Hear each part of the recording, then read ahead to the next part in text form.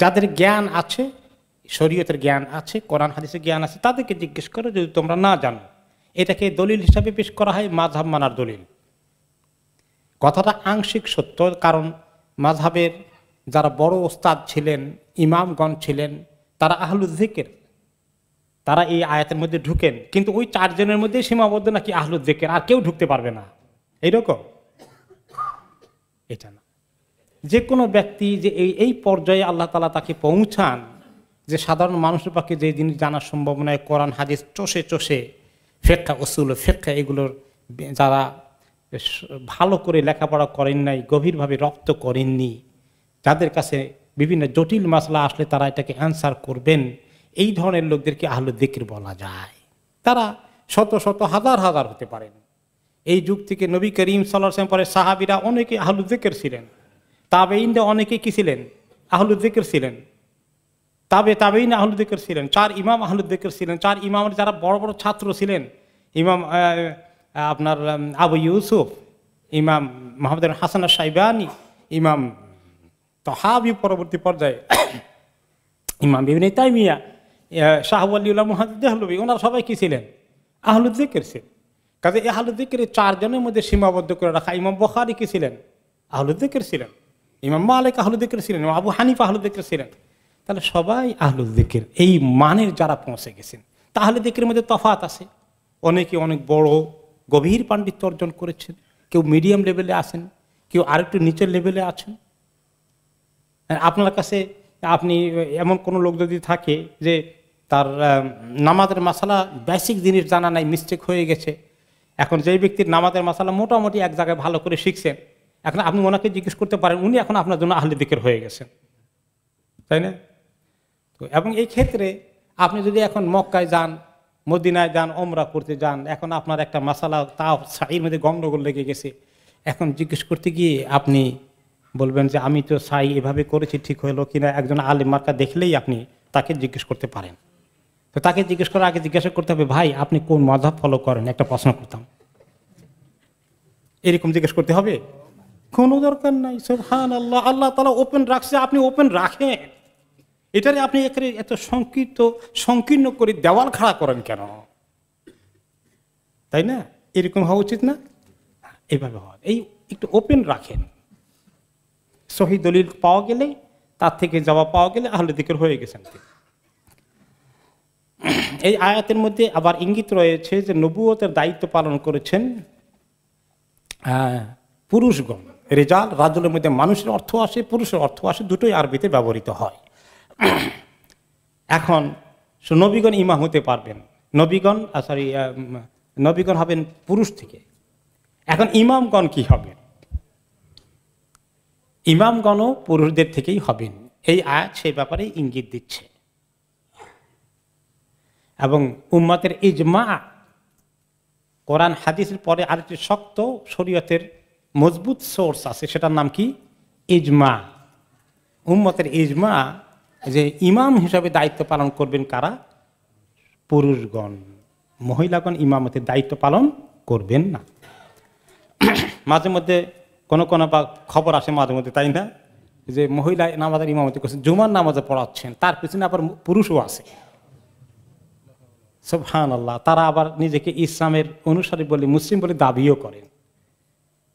এইরকম যারা ইসলামের দাবি করবে অথচ কোরআন হাদিস এবং ইজমার বিপরীত কাজ করে, এটা তো কোনো রকমেই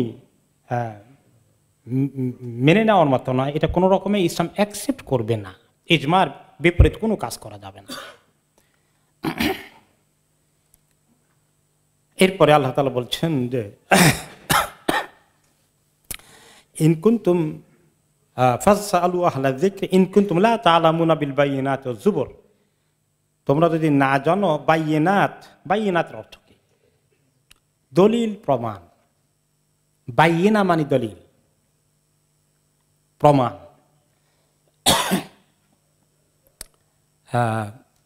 আপনি একটা কোর্টে গিয়েছেন, আপনার কেস নিয়ে গিয়েছেন, বলবে যে তোমার বাইয়িনাত কি, তোমার দলিল কি আছে নিয়ে আসো, তোমার প্রমাণ কি আছে নিয়ে আসো। এই প্রমাণকে বলা হয়, এভিডেন্সকে বলা হয় বাইয়িনাত। তাহলে দলিল প্রমাণ কি? দলিল প্রমাণ ছাড়া কোনো কথা হবে না। আর দলিল প্রমাণ হচ্ছে কোরআন এবং সুন্নাহ। ওয়াজ্জুবুর, জুবুর হচ্ছে জাবুরের বহু বচন। আমরা জাবুর পড়েছি, তাই না? জাবুর একটি কিতাবের নাম কার উপর নাজিল হয়েছে? দাউদ আলাইহিস সালামের উপর। এখন সেই একটি কিতাব ছিল জাবুর, এখানে আল্লাহ তাআলা বলেছেন জুবুর, মানে জাবুরগুলো, একাধিক জাবুরতে নাজিল হয় নাই। আসলে জাবুর যে দাউদ আলাইহিস সালামের অবতীর্ণ কিতাব, এই জাবুর শব্দটার অর্থ কি? এই জাবুরের অর্থ হচ্ছে কিতাব। তো যেমন কোরআনের কয়েকটি নাম আছে, অন্যতম একটি নাম কি কোরআনের? কিতাব। যালিকাল কিতাবু লা রাইবা ফি। আমরা বলি কিতাবুল্লাহ, সুন্নতে রাসূল, কিতাবুল্লাহ বলি না আমরা? তাহলে কিতাবুল্লাহ বলতে কি বুঝিয়েছি? কোরআন। তাহলে কিতাব মানে কোরআন। অরিজিনালি কিতাব ছিল কোরআন, যদি এখন আমাদের অনেক কিতাবপত্র আছে, এইগুলা সেকেন্ডারি লেভেলের কিতাব, মূল কিতাব হচ্ছে কোরআন। তো এইরকম জাবুর শব্দের অর্থ আসলে কিতাব, আর তার বহু বচন জুবর। আর কিতাবের বহু বচন হচ্ছে কুতুব। আমরা পড়েছি কি ইমান, মুজমাল ইমান, মুফাসসালে কি পড়েছি? আমানতু বিল্লাহি ওয়া মালাইকাতিহি ওয়া কুতুবিহি। কুতুব বহু বচন, এক বচন কি? কিতাব। এরকম জাবুর বহু বচন, জাবুর এক বচন, বহু বচন হচ্ছে জুবর। তো আল্লাহ তাআলা বলছেন ওই সময়ের সমকালীন ইহুদি, নাসারা এবং খ্রিস্টানদেরকে মক্কার ওনার নবী করিম সাল্লাল্লাহু আলাইহি ওয়াসাল্লামের উপস্থিতিতে যে তোমরা রসুল যে মানুষ হবে না, তোমরা তো জানো না। যাদের এরকম ওহীর জ্ঞান আছে, চর্চা করে এখন ইহুদি নাসারার কিছু লোকেরা, তাদেরকে জিজ্ঞেস করে দেখো, তাদের কাছে বাইয়িনাত কি আছে তাদের কাছে, সেগুলো তারা দেখুক। আর জুবর, এই কিতাবপত্রে কি আছে তারা দেখুক, সব নবীরা মানুষ ছিলেন না অন্য কোনো জাতি ছিলেন। সেই কথা বলার পরে এখন আল্লাহ তাআলা বলছেন ওয়া আনজালনা ইলাইকা যিকরা লিতুবাইয়িনা লিন-নাস মা নুযিলা ইলাইহিম ওয়া লাআল্লাহুম ইয়াতাফাক্কারুন। আপনার প্রতি আমি অবতীর্ণ করেছি যিকর। এই যিকরের অর্থ কি? কোরআন। দেখছেন যিকরের অর্থ যে কোরআন হয়, অনেক অর্থে আসে। আসলে কোরআন তো আল্লাহকে ডাকার জন্যই, আল্লাহর কথা নিয়েই আসছে। নামাজের মধ্যে আল্লাহকে ডাকি, আল্লাহর কথা বলি, আর যখন যিকর দোয়া পড়ি তখনও আল্লাহকেই ডাকি। তো কাজেই এগুলো অনেকগুলোকেই কাভার করে যিকর শব্দটা। তো আমি আপনার প্রতি যিকর নাজিল করেছি। নবীর প্রতি আল্লাহ কি নাজিল করেছেন? যিকর নাজিল করেছেন, অর্থাৎ কোরআন নাজিল করেছি। কেন? লিতুবাইয়িনা লিন-নাসি মা নুযিলা ইলাইহিম। আপনার প্রতি এই জন্য নাজিল করেছি যে আপনি তাদের কাছে ব্যাখ্যা করবেন, বয়ান করবেন। লিতুবাইয়িনা, আমরা বলি বাংলায় যে তিনি এখন বয়ান ফরমাবেন, বয়ান করবেন, তাই না? এই বয়ান শব্দটা আরবি শব্দ, কিন্তু লিতুবাইয়িনা, আপনি বয়ান করবেন। তো বয়ানের অর্থ কি? বয়ানের অর্থ হচ্ছে ব্যাখ্যা বিশ্লেষণ। ব্যাখ্যা বিশ্লেষণ মানে একটু সংক্ষিপ্ত কথা কোরআনে পাকে আল্লাহ তাআলা খুব একবারে শব্দ চয়ন করে করে, কারণ বেশি কথা, লম্বা কথা আল্লাহ তাআলা কোরআনে পাকে বলেননি, তাহলে কোরআনের সাইজ কি হবে? অনেক বড় হয়ে যাবে, হাফেজ সাহেবদের মুখস্থ করতে অনেক কষ্ট হয়ে যাবে। মৌলিক কথাকে আল্লাহ তাআলা খুব কনসাইজ ওয়েতে কোরআনে পাকে উল্লেখ করেছেন, কিন্তু এই কথাগুলোর বয়ান লাগবে। সেই বয়ান ওনাকে বলছেন যে আপনাকে কোরআন নাজিল করে দিয়েছি লিতুবাইয়িনা লিন-নাসি মা নুযিলা ইলাইহিম, আপনি বয়ান করে দিবেন, তাদের কাছে ব্যাখ্যা করে দিবেন যা তাদের উপর নাজিল হয়েছে সেটাকে। তাহলে কোরআনের ব্যাখ্যা, তাফসীর, এই কথাগুলোর বিস্তারিত যা কিছু বিশ্লেষণ করতে হয়, সে কাজ কার দায়িত্বে? রাসূলুল্লাহ সাল্লাল্লাহু আলাইহি ওয়াসাল্লামের দায়িত্বে আল্লাহ তাআলা দিয়েছেন। কোরআনে পাকে ইঙ্গিত রয়েছে নামাজের কথা, আকিমুস সালাহ, নামাজ কায়েম করো, আকিমুস সালাহ ওয়া আতুজ যাকাত, তোমরা নামাজ কায়েম করো, যাকাত দাও। কিন্তু কয় ওয়াক্ত কায়েম করতে হবে? 5 ওয়াক্ত, ফজর, যোহর, আসর, মাগরিব নাম সহকারে এভাবে আসেনি, যদিও কিছু ইঙ্গিত এসেছে। আকিমিস সালাতা লিদুলুকিশ শামসি ইলা গাসাকিল লাইলি ওয়া কুরআন আল ফজর, 3 কথার মধ্যে 5 ওয়াক্ত এসে গেছে। হাদিসের মাধ্যমে সে ব্যাখ্যা পাওয়া গেছে, কিন্তু কোরআনে ইঙ্গিত দেওয়া হয়েছে, জাস্ট ইঙ্গিত। আকিমিস সালাতা লিদুলুকিশ শামস, নামাজ কায়েম করা সূর্য ঢলে গেলে। সূর্য ঢলে গেলে কোন নামাজটা পড়ি? জোহর। ঢলার কিছু পরে আরেকটি নামাজ আছে, সেটার নাম কি? এই দুইটা চলে আসে দুলুকিশ শামসের ভিতরে। ইলা গাসাকিল লাইল, রাতের অন্ধকার আসলে তখনও নামাজ আছে। রাতের অন্ধকার শুরু হয় কোনটা দিয়ে? মাগরিব দিয়ে। তারপরে কোনটা আছে অন্ধকার আরেকটু বেশি হলে? এশা। তাহলে গাসাকিল লাইলের মধ্যে আরো দুটো ঢুকছে, তাহলে 4 ওয়াক্ত গুলো। আর কোনটা বাকি আছে? ওয়া কুরআন আল ফাজর, এই ফজর চলে আসছে। তাহলে 5 ওয়াক্ত আসছে, কিন্তু শব্দ আসছে আসলে 3টা। কিন্তু এগুলোর বিস্তারিত তারপরে বুঝলাম কোরআনে ইঙ্গিত আছে 5 ওয়াক্ত, 3 ওয়াক্ত থেকে ব্যাখ্যা করে 5 ওয়াক্ত বের করা যায়।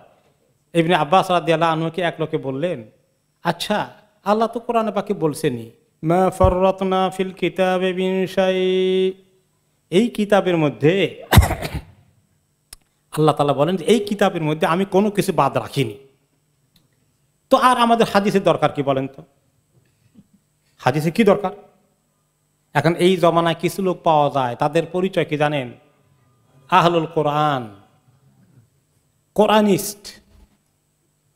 তারা হাদিস অস্বীকারী, বলে হাদিস ঠিক নাই, হাদিসের ব্যাপারে অনেক ইখতিলাফ আছে, হাদিসের রেওয়ায়েত সহি আছে কিনা, সহি আছে, দঈফ আছে, কিছু বানানো আছে, জাল আছে, এটা তো ঠিক। এগুলোর জন্য বিরাট বিরাট ইমামরা কাজ করে গেছেন না?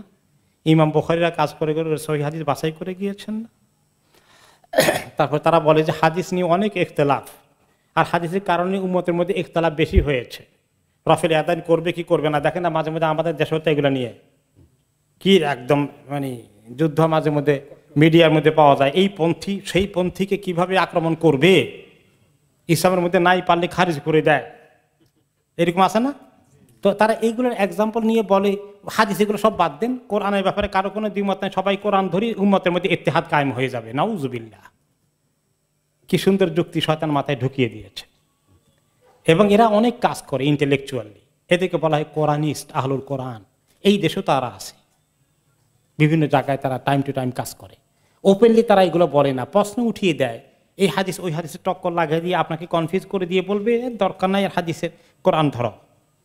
তো ইবনে আব্বাস রাদিয়াল্লাহু আনহুর কাছে এক লোক আসলো যে আমাদের দরকার কি হাদিস নিয়ে টানাটানি করার, কোরআনে তো আল্লাহ বলেই দিয়েছেন কিছু বাদ রাখিনি। এখন আমাদের কাছে তো প্রশ্ন আসে, আল্লাহ তো বললেন কিছু বাদ রাখিনি, তো হাদিসের দরকার কি? আল্লাহ তাআলা কি বাদ রাখেননি? মৌলিক কোনো কথা বাকি রাখেননি, কিন্তু এই মৌলিক কথাগুলোর কি লাগবে? ব্যাখ্যা লাগবে, বিশ্লেষণ লাগবে, উদাহরণ দিয়ে বুঝাতে হবে। সেই জন্য আল্লাহ তাআলা বলেছেন লিতুবাইয়িনা লিন-নাস, আপনি লোকদেরকে ব্যাখ্যা করে দেবেন। তখন ইবনে আব্বাস রাদিয়াল্লাহু আনহু তাকে বললেন, তুমি যে বললা হাদিসের দরকার নাই, 5 ওয়াক্তের নামাজ কোনটা কয় রাকাত কোরআনে কোন জায়গায় লেখা আছে বের করে আনি আমাকে দেখাও। আছে? তা তো নাই। তাহলে তোমার হাদিস লাগবে না কেন? এই এখন তো আর তার কোনো জবাব নাই।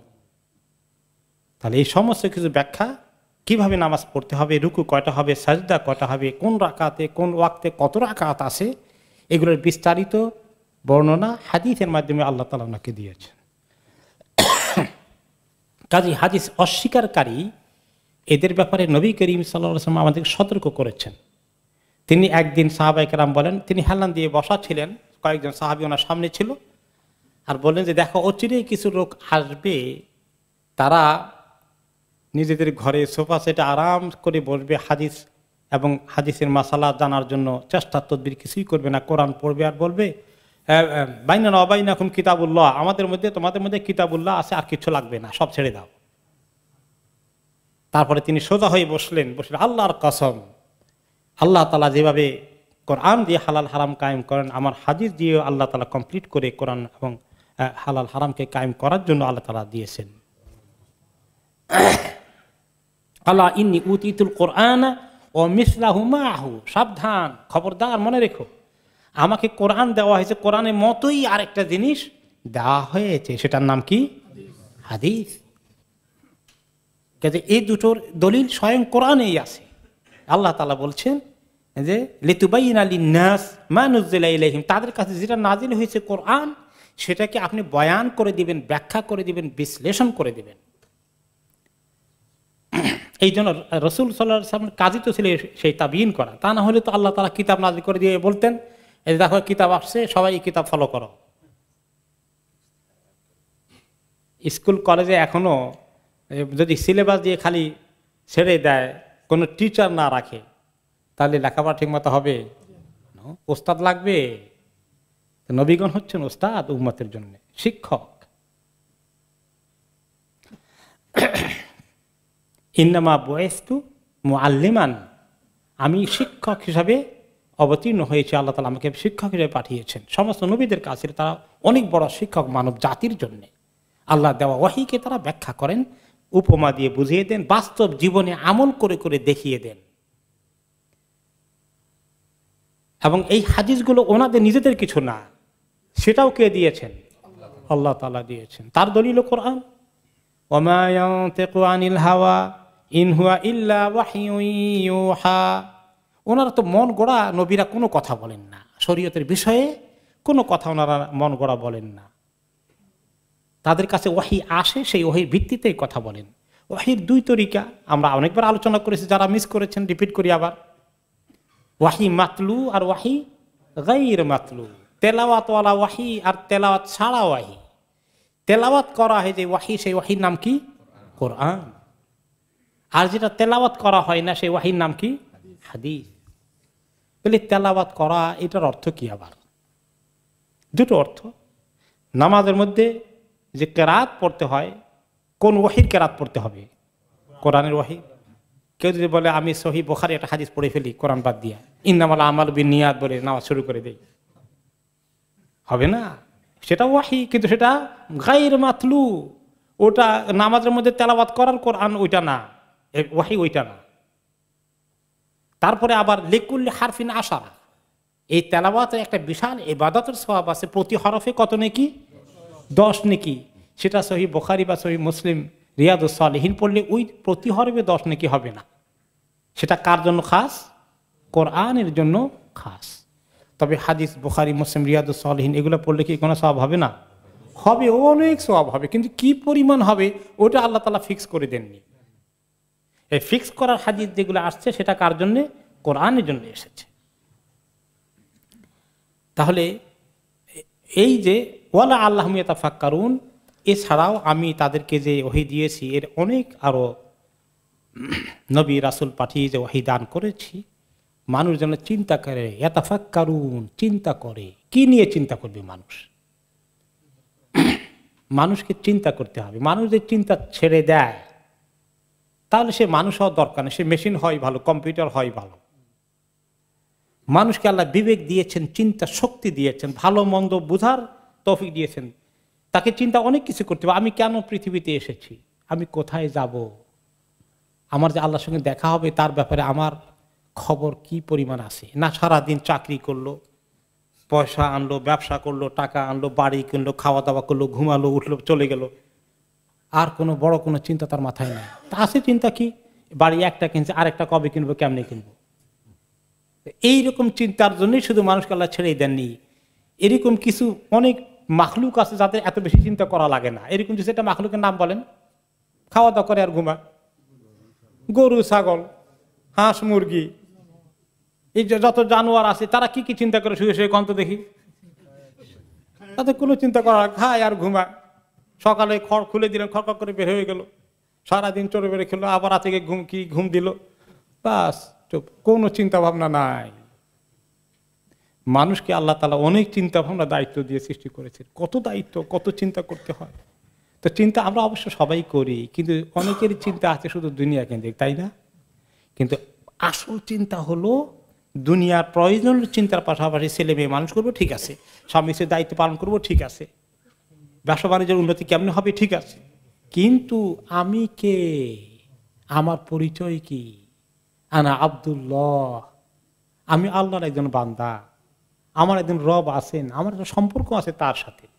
আমাকে তিনি সীমাবদ্ধ হায়াত দিয়ে পাঠিয়েছেন, কিছু দায়িত্ব দিয়েছেন, সেগুলো ঠিকমতো পালন করছি কিনা। আমার জন্য দুইটা ঠিকানা আছে, জান্নাত অথবা আল্লাহ মাফ করুন জাহান্নাম। জান্নাত আমাকে নিশ্চিত করতে হবে। এই চিন্তাগুলো যেন মানুষ করে, এই জন্য আল্লাহ তাআলা ওহী দিয়ে নবীকে পাঠিয়েছেন।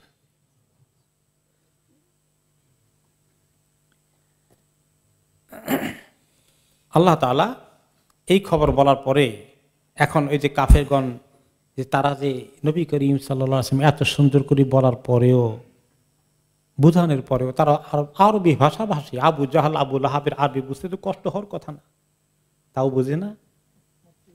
তাদের মাতৃভাষা, তারা কিভাবে এটাকে অপোজ করছে, এর মোকাবিলা করছে, প্রতিরোধ করার চেষ্টা করছে এবং ষড়যন্ত্র করছে কিভাবে ইসলামকে পৃথিবী থেকে উঠিয়ে দেওয়া যায় এবং ইসলামের গলা টিপে ধরে অথবা ফু দিয়ে নিভিয়ে দেওয়া যায়। أفأمن الذين مكروا السيئات أن يخسف الله بهم الأرض أو يأتيهم العذاب من حيث لا يشعرون। যারা মাকারুস সাইয়্যাত, যারা সব সময় অপকর্মের মাকর করে, পরিকল্পনা করে, ফন্দি আটে, গুনার ফন্দি যারা সারাদিন রাতব্যাপী করে, নাফরমানের ফন্দি ফিকির যারা করতে থাকে, তারা কি নিজেদেরকে নিরাপদ মনে করে? তাদের কি ভয় হয় না যে ইয়াখসিফ আল্লাহু বিহিমুল আরদ, যে আল্লাহ তাআলা তাদেরকে শাস্তি দিতে গিয়ে জমিনে তাদেরকে তলিয়ে দিতে পারেন, ভূমি ধসে তারা মাটির ভিতরে ঢুকে যেতে পারে, ভূমিকম্প এসে তাদেরকে মাটি খেয়ে ফেলতে পারে। এটা পৃথিবীতে বহু জায়গায় ভূমিধস হয়েছে, পাহাড় ধসে গ্রাম জনপদকে, শহরকে একদম কবর বানিয়ে ফেলেছে। তারা কি ভয় করে না?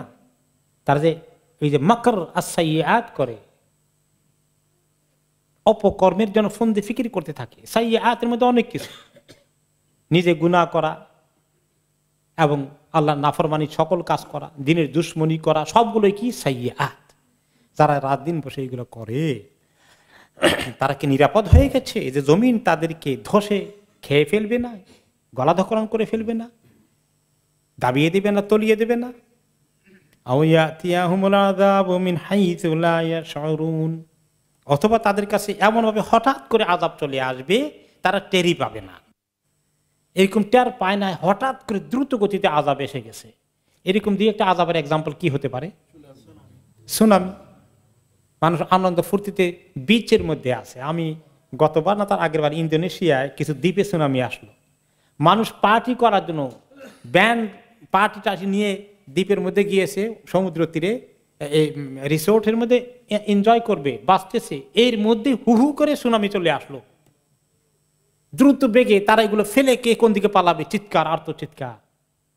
মিন হাইসু লা ইয়াশউরুন। তো এগুলো তো হলো একটা বড় পার্সোনালি হয়ে যায়। আপনি রাস্তা দিয়ে হাঁটছেন, খেয়াল করেন নাই কিভাবে গাড়ি এসে ক্রাশ করে দিল, শেষ। এরকম ভাবে কিভাবে হঠাৎ কোনো কিছু, কোনো খবর নাই। এই যে আমাদের এক ভাই হজে গিয়েছিলেন, আল কেবলা হজের মালিক না, সরি বিসমিল্লাহ হজের মালিক, কি নাম জানি ভাইটা? টিপু ভাই। সুবহানাল্লাহ। জেদ্দা আসছেন, হঠাৎ করে অ্যাক্সিডেন্ট। তিনি কি 1 মিনিট আগে চিন্তা করতে পেরেছিলেন? এটা আমরা আযাব বলবো না, কিন্তু এরকম ঘটনা, দুর্ঘটনা ব্যাপারে যে কোনো সময় ঘটে যেতে পারে। মানুষের জীবনের কোনো নিরাপত্তা নেই।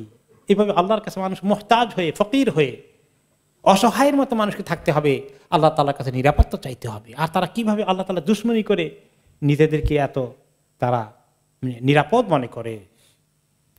আও ইয়াখুদাহুম ফি তাকাল্লুবিহিম ফামা হুম বিমুজিজিন, অথবা তাদেরকে আল্লাহ তাআলা তাকাল্লুব অবস্থায় হঠাৎ করে ধরে ফেলবেন। তাকাল্লুবের অর্থ কি? কোন কোন তাফসীরে এসেছে তারা সফর করছে, ট্রাভেলিং করছে। ট্রাভেলিং এর ঘটনা সুবহানাল্লাহ। কয়েক মাস আগে ইথিওপিয়ার একটা বিমান দুর্ঘটনা ঘটলো, তার কিছুদিন আগে ইন্দোনেশিয়া একটা ঘটলো, এবং কোন একটা ভিডিও ক্লিপ এসেছে, আপনারা অনেকে দেখেছেন। যখন প্লেনের মধ্যে জার্কিং শুরু হয়েছে তখন মানুষ আল্লাহকে ডাকছে, আল্লাহু আকবার, এরকম লা ইলাহা ইল্লাল্লাহ পড়ছে, আওয়াজ রেকর্ড করা পরে পাওয়া গেছে।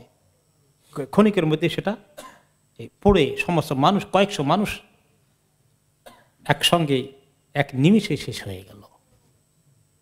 তো আর এই প্লেনে বসে বসে মানুষ কি করে, আহা, ফিল্ম খোলে, এমন কিছু আজে বাজে সিন দেখতে থাকে। কোন সাহসে? যাদের অবিশ্বাসী, যারা আল্লাহকে কোনোদিন টেনে না, তারা এগুলো করে। মুসলিমরা কেমন এগুলো করে?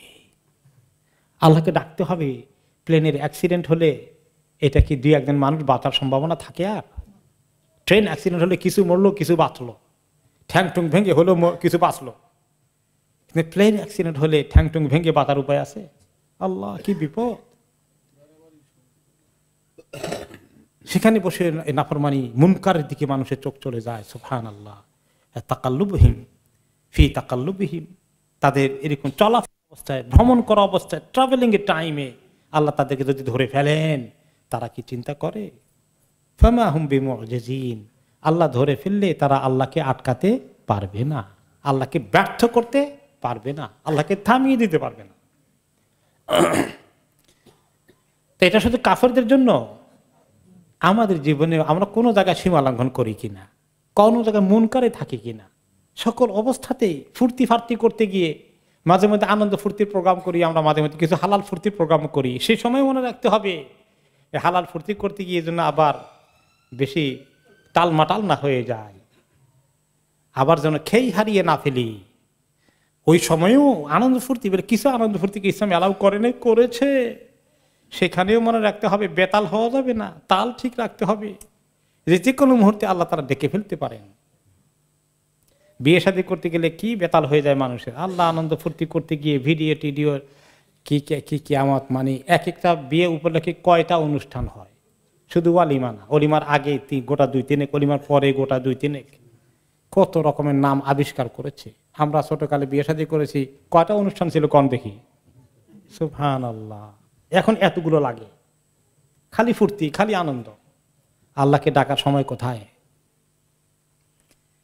আও ইয়াখুদাহুম আলা তাখাউফ ফাইন্না রাব্বাকুম লারাউফুর রহিম।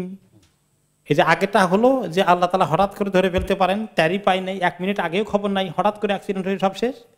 কিন্তু আবার কিছু হয় এমন অবস্থা আল্লাহ ধরেন যে তাখাউফের একটা ভীতিজনক পরিস্থিতি সৃষ্টি করে ফেলেন। ভীতি, মনে করেন খবর হয়ে গেছে যে আগামীকালকে এরকম কিছু হবে, সুনামি আসবে, এটা খবর আগেই প্রচার করা হচ্ছে, সবার ভিতরে এখন ত্রাহি ত্রাহি ভাব শুরু হয়ে গেছে। অ্যাডভান্স নোটিশ পাওয়া গেলেও ভয় ভীতি পালানোর চেষ্টা করছে, কিন্তু পালিয়ে সারতে পারে না, ওটা ধরে ফেলতেছে মানুষকে। অনেক সময় ভূমিকম্প শুরু হয়ে গেছে, কিছু সময় লাগছে, কয়েক মিনিট নেমে যাচ্ছে, নামতে নামতেই ধরা পড়ে গেল। এই যে মনে করেন গ্রিনফিল্ড টাওয়ার নিব, গ্রিনফিল্ড টাওয়ার যেটা হয়ে গেল, সেটাতে কি হলো?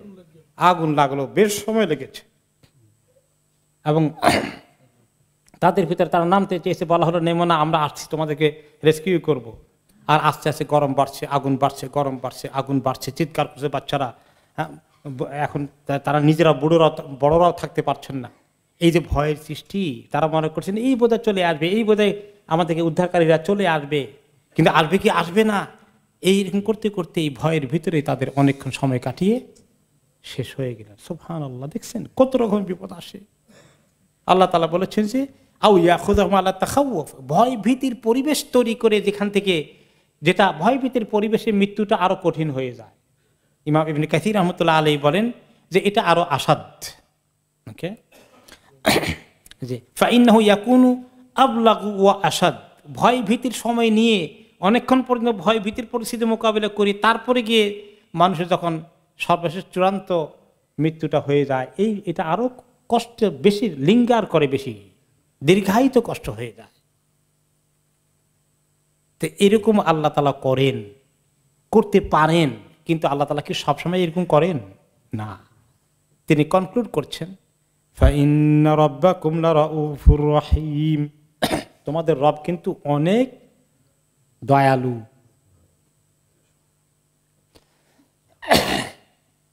তোমাদের রব তোমাদের প্রতি অনেক মার্সিফুল, অনেক কাইন্ড। তা না হলে আমরা যত গুনাহ করি ব্যক্তিগত জীবনে, আমাদেরকে যদি আল্লাহ তাআলা ধরে ফেলতেন, প্রত্যেক গুনার কারণে শাস্তি দিতেন, দেন আন দেয়া, এই পর্যন্ত কয়জন বেঁচে থাকতে পারতাম? যদি শাস্তি দিতেন আল্লাহ তাআলা আমাদেরকে তখন তাৎক্ষণিকভাবে। কত শাস্তিকে আল্লাহ তাআলা ইগনোর করেছেন আমাদেরকে। কারণ কি? ফাইন্না রাব্বাকুম লারাউফুর রহিম, তোমাদের রব শুধুমাত্র শাস্তি দিতে পারেন না, তিনি অনেক দয়াময়, অনেক দয়ালু, তিনি অনেক মেহেরবান। তোমরা সে রবের কাছে আসো, এবং তোমরা যে অপরাধ করেছো, গুনাহ করেছো, তওবা করো, আল্লাহ তাআলার কাছে পানা চাও, তিনি তোমাদেরকে দয়া মায়া দিয়ে উদ্ধার করে ফেলবেন। কাজে আল্লাহ তাআলার এই পরিচয়টাকে তিনি বড় করে ধরেছেন যে তিনি হচ্ছেন রাউফ এবং রাহিম। এই রাউফের অর্থ দয়ালু, রাহিমের অর্থ দয়ালু। দয়ালুর জন্য অনেক শব্দ ব্যবহৃত হয়েছে। আর রহমান আছে, আর রহিম আছে, আর রাউফ আছে, আফুউন আছে, গাফুরুন আছে, যেখানে ক্ষমার কথা রয়েছে। এবং আল্লাহ তাআলা কিভাবে সবর করেন, কিভাবে রহিম, কিভাবে দয়ালু। আপনি আজকে একটা বড় গুনাহ করেছেন, কিন্তু ঠিকই আল্লাহ তাআলা আপনি ধরেন নাই, আপনি ঠিকমতো খেতে পেরেছেন, আপনার ঘুমও ঠিকমতো হয়েছে, আপনি জীবন স্টিল এনজয় করছেন। তো সেই বিষয়ে একটি বুখারী মুসলিমের হাদিসে এসেছে, লা আহাদ আসবারু আলা আযান সামিআহু মিনাল্লাহ। আল্লাহর চেয়ে এত বেশি ধৈর্যশীল কেউ নাই যে অনেক জঘন্য কথাকে বরদাস্ত করেন, সহ্য করেন, সঙ্গে সঙ্গে অ্যাকশন নেন না, এরকম কোনো সৃষ্টি করতে পারে না। আমি আপনি কখনো পারবো না এত অন্যায় কথা বললে। কিরকম তিনি এক্সাম্পল দিলেন, ইন্নাহুম ইয়াজআলুনা লাহু ওয়ালাদা ওয়া হুয়া ইয়ারযুকুহুম ওয়া ইউআফিহিম, যে তারা আল্লাহ তাআলার জন্য সন্তান জোগাড় করেছে। আল মাসীহ ইবনুল্লাহ এত মারাত্মক কথা বললো যে ঈসা আলাইহিস সালামের পিতা হচ্ছেন আব্বা, এরপরেও আল্লাহ তাআলা, ওনার পিতা হচ্ছেন আল্লাহ, এই কথা বলার পরেও আল্লাহ তাআলা তাদেরকে রিজেক্ট দিচ্ছেন, তাদেরকে সেহাত আফিয়াত দিচ্ছেন, ঠিক মতো জীবন চলছে, টাকা পয়সা অভাব অনটন দিয়ে মেরে ফেলেননি, তাদের জীবনে অনেক আনন্দ সুখ এখনো আল্লাহ তাআলা দিচ্ছেন। কোন সৃষ্টি যার ক্ষমতা আছে তার সঙ্গে এইরকম আচরণ করলে কখনোই এরকম বরদাস্ত করতো না। কারণ কেন আল্লাহ তাআলা বরদাস্ত করেন? বান্দাকে সুযোগ দেন, দেখি না বান্দা একটু রিয়েলাইজ করে কিনা, সে কিছুটা অনুতপ্ত হয় কিনা, সে আল্লাহর কাছে আসে কিনা, তওবা করে কিনা, ইস্তিগফার করে কিনা। এই কথাগুলো যখন আমরা শুনবো, আমরা অমুক কিছু লোককে আল্লাহর দুশমন মনে করে শুধু তাদের দিকে তাকালে হবে না। কাদের দিকে তাকাইতে হবে? আমাদের দিকে, যে আমি কি সত্যি এত নিয়ামত আল্লাহ আমাকে ডুবিয়ে রাখছেন, আমি কি আল্লাহ শুকরগুজার হই?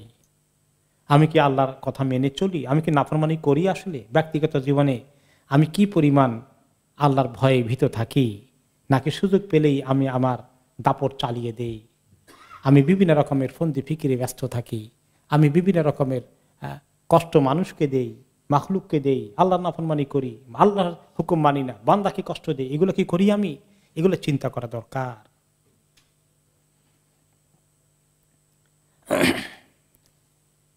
এরপরে আল্লাহ তাআলা বলছেন,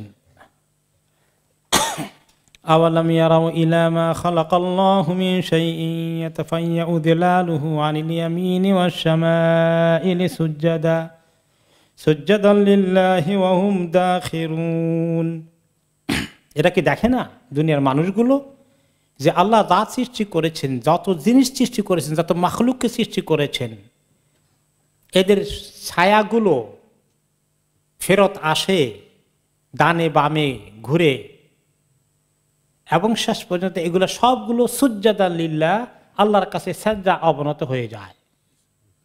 অহুম দাখিরুন, তারা নিজেদেরকে আল্লাহর কাছে খুব বিনয়ী করে ফেলে, তারা বিনীতভাবে সেজদায় চলে যায়।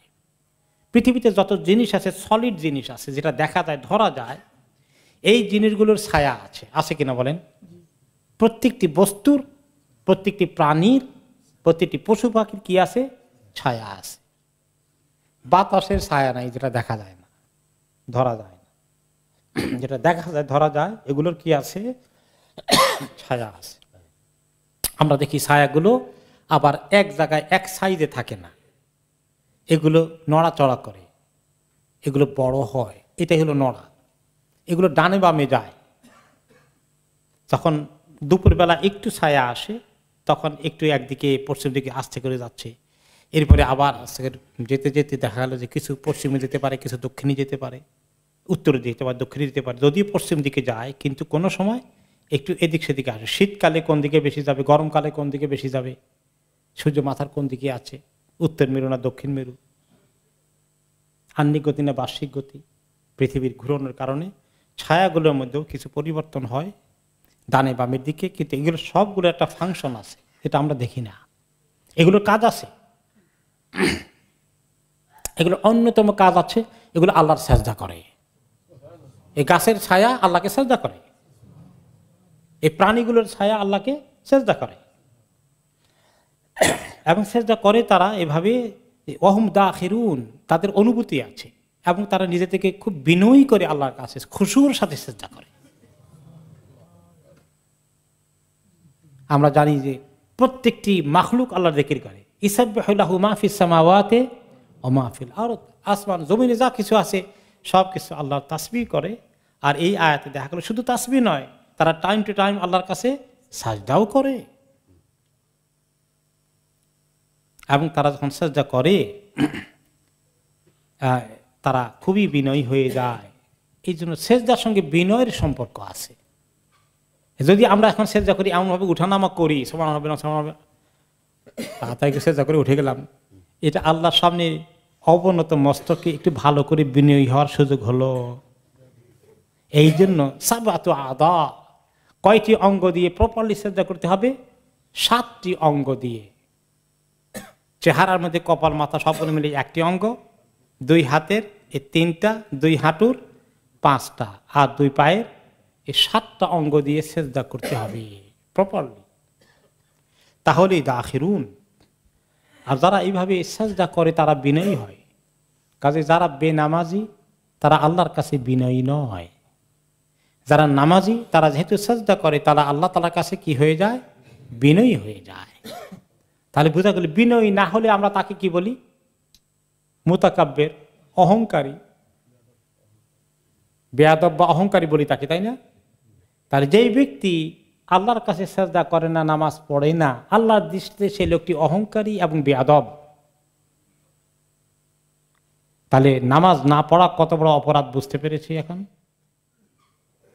তা আমরা যে বেনামাজি হয়ে থাকি, এই অবস্থায় ইন্তেকাল হয়ে গেলে বিনয়ী হয়ে ইন্তেকাল হবে না, অহংকারী হিসাবে ইন্তেকাল হয়ে যাবে, বেয়াদব হিসাবে ইন্তেকাল হয়ে যাবে। এবং এই যে সেজদা করে, শুধু এই প্রত্যেকটি মাখলুক জিনিসগুলো করে না, আরো অনেক আল্লাহ তাআলার স্পেশাল কিছু ক্রিয়েশন আছে, সৃষ্টি আছে, যাদেরকে সেজদা করার জন্য আল্লাহ তাআলা খাস করে সৃষ্টি করেছেন। সবকিছুই আছে। ওয়ালিল্লাহি ইয়াসজুদু মা ফিস সামাওয়াতি ওয়া মা ফিল আরদ, আসমান জমিনে যা কিছু আছে সব কিছু আল্লাহ তাআলার কাছে সাজদা করে। মিন দাব্বাহ, যত রকমের পশু পাখি প্রাণী সবকিছু। ওয়াল মালাইকা, ফেরেশতাগণও আল্লাহকে সিজদা করেন। ওয়াহুম লা ইস্তাকবিরুন, তারা অহংকার করেন না কখনো। সিজদার কথায় প্রসঙ্গে অহংকারকে উল্লেখ করা হয়েছে। তাহলে বোঝা গেল সিজদা করলে অহংকারী হবে না, সিজদা না করলে অহংকারী হতে পারে। আর এমনভাবে সিজদা করতে হবে আমার থেকে যেন অহংকার দূর হয়ে যায়। আমি ভালো করে সিজদা করলে আল্লাহ আমার অন্তর থেকে অহংকারকে দূর করে দেবেন। আমি নামাজ পড়লে আল্লাহ তাআলা আমার মধ্যে বিনয়, আমাকে বিনয়ী করবেন। ইয়াখাফুনা রাব্বাহুম মিন ফাওকিহিম, কিন্তু এখন আমরা অনেকেই সিজদা করি, নামাজে আসি, কিন্তু আমাদের মধ্যে বিনয়ী হতে পারি না আমরা। আর যদি জায়গা নিয়ে একটু দরবার হয় তখন কেমন দেখা যায়? মানে কি কথাবার্তা এমন যা খরিদে জায়গা হয়ে গেছে আর কি, কেনা জায়গা, এরকম অবস্থা হয়ে গেছে আমাদের। মারামারি হয়ে যায় দস্তুর মতো, মাঝে মধ্যে কয়েক মাস পর পর একটা ঘটে। তাহলে বিনয়ী যদি হতে পারি তাহলে আল্লাহর কাছে কিন্তু মাকবুল বান্দা হয়ে যাব। আর যদি বিনয়ী না হতে পারি তাহলে কিন্তু নামাজ পড়েও মিস করে ফেলবে এই সুযোগ। সিজদার সুযোগ আল্লাহ আমাকে দিয়েছেন। তাহলে আমরা আল্লাহ শুকর আদায় করি যে আল্লাহ তাআলাকে সিজদা করার জন্য আল্লাহ তাআলা আমাদেরকে কবুল করেছেন। পৃথিবীর কত মানুষ আছে তারা একদিনও আল্লাহকে সিজদা করলো না, এরকম মানুষ আছে কিনা? তাদের নাম্বার কয়জন? অনেক বেশি। মুসলমানদের মধ্যে এরকম আছে কিনা? সুবহানাল্লাহ। তো আল্লাহ তাআলা আমাকে আপনাকে যে এই সাজদাকারী সাজ্জাদ বানালেন, মিনাস সাজিদিন আল্লাহ বানালেন, সেজন্য আমরা আল্লাহ শুকর আদায় করি আলহামদুলিল্লাহ। ইয়াখাফুনা রাব্বাহুম মিন ফাওকিহিম, তারা সাজদা করে তখন তাদের মনে অনেক ভয়, তাদের উপরে যে আল্লাহ আছেন এত উঁচু শানওয়ালা দুল জালাল ওয়াল ইকরাম, এই আল্লাহ তাআলার কে তারা ভয় করে। সেজদার মধ্যে আল্লাহর ভয়ে তারা ভীত হয়ে যায়, বিনয়ী হয়ে যায়। ওয়ায়াফালুনা মা ইউমারুন, আর তারা তা করে যা করার জন্য তাদেরকে নির্দেশ করা হয়, অর্থাৎ আল্লাহ তাআলার সম্পূর্ণ আনুগত্য করে, কথা মেনে চলে। এখন নামাজ পড়ে এরকম নামাজি আছে, কিন্তু নামাজের হুকুম মানছে, নামাজের পরে মসজিদের বাইরে গিয়ে আল্লাহ তাআলার হুকুম আর মানে না। ব্যবসা বাণিজ্যে গিয়ে ধোঁকাবাজি করে, হারাম বিজনেস করে, চাকরির মধ্যে গিয়ে প্রতারণা করে, লেনদেনে মানুষকে ঠকায়, হালাল হারামের বাজ বিচার নেই, পর্দা মানে না, নামাজ পড়ে কিন্তু পর্দা নাই, এরকম লোক আছে কিনা? আছে। তাহলে সে আল্লাহর ওই বান্দা হতে পারলো না যে বান্দা আল্লাহর খাউফ যার ভিতরে রিয়েলি আসছে। কোরআন হাদিসের কথা শোনালেও তর্ক করে, সেই সমস্যা এত হাদিস কি মানা যায় নাকি? ও আরেকটা অপিনিয়ন আছে, অমুক শেখ বলছেন। কোরআন হাদিসের কথা বাদে কোন শেখ? ইবনে আব্বাস রাদিয়াল্লাহু আনহুর কাছে যখন প্রশ্ন করলো, একটা হজের মাসালা জিজ্ঞেস করতে, তিনি বললেন যে এরকম ভাবে রাসূলুল্লাহ সাল্লাল্লাহু আলাইহি ওয়াসাল্লাম করতে বলেছেন। যখন এটা বলা হলো তখন একজন সে প্রশ্নকারী বলে, কিন্তু আবু বকর আর ওমর রাদিয়াল্লাহু আনহু এইটা বলছিলেন। তখন তিনি বলেন, ইন্না লিল্লাহ, আমার এখনই ভয় হচ্ছে। আমি বলছি আল্লাহর রাসূল বলেছেন, আর তুমি বললে আবু বকর ওমর বলেছেন। আমার ভয় হচ্ছে আকাশ ভেঙে তোমার আমার মাথার উপরে এখনই পড়বে আল্লাহর গজব। কাজে সাবধান, অমুক শেখে এই কথা বলছেন, এই কথা বলে চালিয়ে দিবেন কোরআন হাদিসের কোনো সরাসরি নির্দেশকে সাবধানে ডিফারেন্স অফ অপিনিয়ন তালাশ করতে করতে কোনটা আমার পক্ষে একটু পাওয়া যায় কিনা, আমার খাহিসাত নাফসানি যেটা চায় সেদিকে অ্যালাউ করে কিনা। সাবধান, এরকম অপিনিয়ন খুঁজে যারা সত্যি হককে জানার জন্য মন খুলে আসে না, কোরআন হাদিসের স্পিরিট আসলটা কি, তারা এই কোয়ালিটি অর্জন করবে না। তাদের ভিতরে ইস্তাকবিরুন, তাকাব্বর থেকেই যাবে। তাহলে নিজেকে বিনয়ী করতে হলে, তাকাব্বর থেকে, অহংকার থেকে বাঁচতে হলে কোরআন সুন্নাহর সামনে নিজেকে মাথা নত করে দিতে হবে। ক্বাল আল্লাহু তাআলা, ক্বাল রাসূলুল্লাহ সাল্লাল্লাহু আলাইহি ওয়াসাল্লাম, আমার আর কোনো কথা নেই।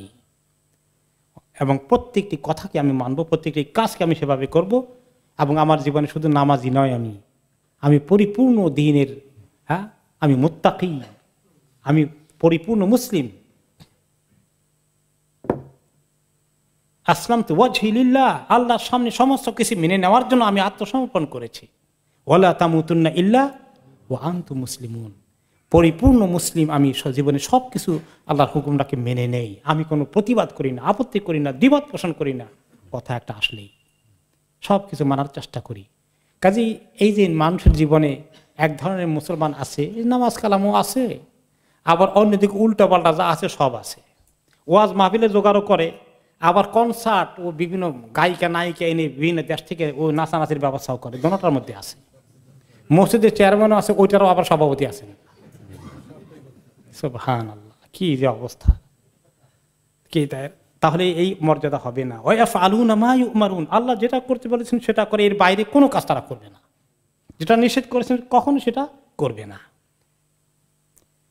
এই যে আমরা কথাগুলো শুনলাম, অন্যদিকে আঙ্গুলি নির্দেশ না করে আসুন নিজেদের জীবনের দিকে আসি, যে আমাদের জীবনে সত্যি কি কথাগুলো অনেক সময় আমরা যেগুলো বলি, আলোচনা করি, শুনি, শুনাই, কিভাবে আমাদের জীবনে তার প্রয়োগ করতে পারি। কোরআন হাদিস পড়ি এবং এগুলোকে আমল করি, আল্লাহ তাআলার সঙ্গে ব্যক্তিগত ইবাদতের সম্পর্কে, মানুষের সঙ্গে লেনদেনের সম্পর্কে, আচার ব্যবহারের সম্পর্কে, রাগ গোসা হয়ে গেলে মেজাজ ঠিক রাখার ক্ষেত্রে, ছেলে মেয়ের দায়িত্ব পালনের ক্ষেত্রে, আত্মীয়তার হক আদায় করার ক্ষেত্রে, এসব কিছু কিভাবে আল্লাহ তাআলার হুকুম মানতে পারি। এই যদি এরকম আমাদের জীবনে ইসলামটা আসে, যে নামাজের পাশাপাশি, সাজদার পাশাপাশি, যিকিরের পাশাপাশি, দোয়ার পাশাপাশি আমাদের গোটা জীবনটা আল্লাহ তাআলার সামনে আমরা মাথা নত করে দিয়েছি, তিনি যেভাবে আমাদেরকে দেখতে চেয়েছেন, আমল করতে বলেছেন। রাগ গোসা হয়ে গেলে তিনি কি করতে বলেছেন? থামাতে বলেন নাই? ওয়াল কাযিমিনাল গায়জ ওয়াল আফিনা আনিন নাস, ক্ষমা করে দেওয়ার কথা বলেছেন। তাহলে এই সবগুলো মানার নাম হচ্ছে প্রকৃত ইসলাম। তারাই প্রকৃত মুমিন, তারাই প্রকৃত মুসলিম। এই কোয়ালিটি অর্জন করার জন্য আমাদের সবাইকে আপ্রাণ চেষ্টা চালাতে হবে। কাজে আমরা যে কিছু আনুষ্ঠানিক বাসে বেছে কিছু আমরা ইসলাম কবুল করি, এই বেছে বেছে কবুল করা সীমাবদ্ধ আকারে, দুনিয়াও ঠিক আখিরাতও ঠিক, একটার ক্ষতি না করলে আরেকটা পুরা পাওয়া যাবে না। দুনিয়া একদম সব ঠিক থাকবে, একটুখানি বেশ কম হবে না, আখিরাতের জান্নাত একদম ঠিক থাকবে, দুইটা হবে। এই জন্য কোনো কোনো সালফে সালেহিন বলেছেন আর দুনিয়া আখিরাত দররাতান, দুনিয়ার আখিরাত 203, একটারে খুশি করতে গেলে আরেকটা বেজার হয়ে যায়। এখন কোনটারে খুশি করবা চিন্তা করো। তাহলে আখিরাতকে খুশি করতে হলে দুনিয়াকে কিছু বেজার করতে হবে, ছাড় দিতে হবে, কমাতে হবে। আল্লাহ তাআলা আমাদেরকে আখিরাতমুখী হয়ে কমপ্লিটলি আল্লাহ তাআলার কাছে আমাদেরকে সাবমিশন করার জন্য, আত্মসমর্পণ করার জন্য, মেনে নেওয়ার জন্য তৌফিক দান করুন।